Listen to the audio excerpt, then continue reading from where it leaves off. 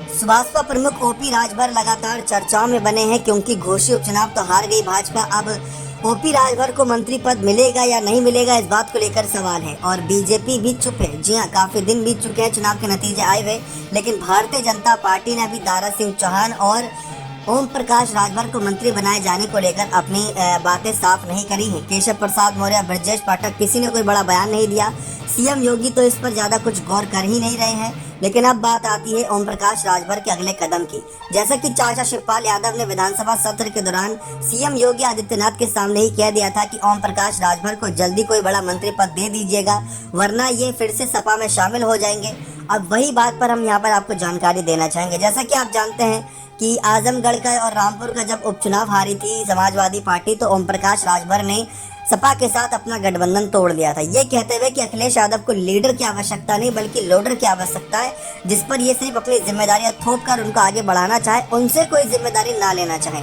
लेकिन अब अखिलेश यादव और शिवपाल यादव साथ आ गए हैं। काफी कुछ बदल गया। समाजवादी पार्टी में एकजुटता के साथ काम किया जाता है। और दूसरी बात, लोकसभा चुनाव 2024 में एनडीए सुभाषपा को कितनी सीटें देगा, इस पर भी सवाल है।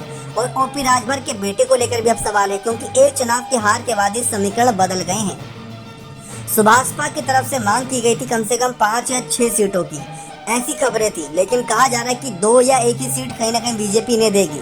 लेकिन रही बात 5 या 6 सीटों की, अगर ये इंडिया दल में शामिल हो जाते हैं तो 5 या 6 सीटों के जो सपना संजोए बैठे हैं, जिसमें से 1-2 सीट ये जीत भी सकते हैं, तो वहां पर इंडिया दल इनकी मदद कर सकता है। 5-6 सीट बीजेपी तो देने से नहीं, क्योंकि अपना दल कमेरावादी भी है, संजय निषाद की पार्टी भी है। साथ ही साथ खुद बीजेपी को भरोसा है कि इस बार 70 सीट जीत लेंगे उत्तर प्रदेश में, तो सीट मामले पर वो सेक्रीफाइस नहीं करने वाले। रही बात मंत्री पद की, तो बीजेपी में कई और बड़े नेता भी मौजूद हैं जो अपने मंत्री पद को लेकर उम्मीद लगाए बैठे हैं। लेकिन इस बीच देखना दिलचस्प रहेगा कि ओपी राजभर को लेकर बीजेपी का आखिरी फैसला क्या रहेगा, क्योंकि बीजेपी को लेकर उन्होंने कहा कि मुझे आला कमान पर पूरा भरोसा है कि वो मुझे मंत्री पद देंगे और मंत्री पद मुझे मिलकर रहेगा। लेकिन चाचा शिवपाल के साथ जाने पर भी ओम प्रकाश राजभर शायद मना नहीं करें, क्योंकि चाचा शिवपाल और ओम प्रकाश राजभर में भले बयानबाजी चल रही हो।